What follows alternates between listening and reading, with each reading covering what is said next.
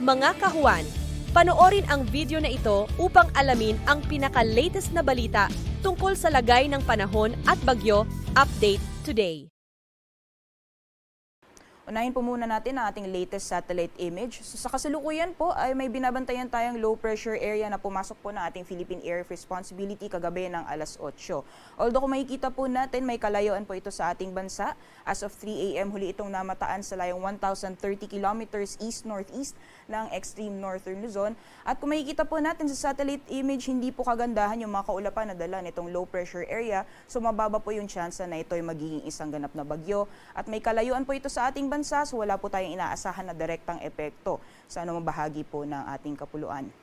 Meanwhile, ang nakaka-apekto, umiira pa rin sa ibang bahagi po ng ating bansa, itong southwest monsoon o hanging habagat na nakaka-apekto dito sa may hilagang Luzon, particularly dyan sa may extreme northern Luzon area. Although kung makikita po natin dito sa satellite image, may namamataan po tayong mga kaulapan, pero most likely hindi po tatagal itong mga kaulapan na ito. So most likely pagdating po ng tanghali, magiging maaliwalas po yung panahon.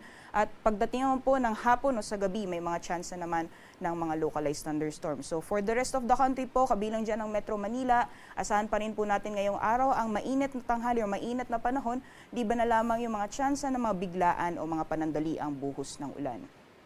At sa mga susunod na araw, at the very least for the next 2 to 3 days, itong binabantayan po natin na low pressure area, hindi po natin inaasahan na makaka-apekto sa anumang bahagi ng ating bansa.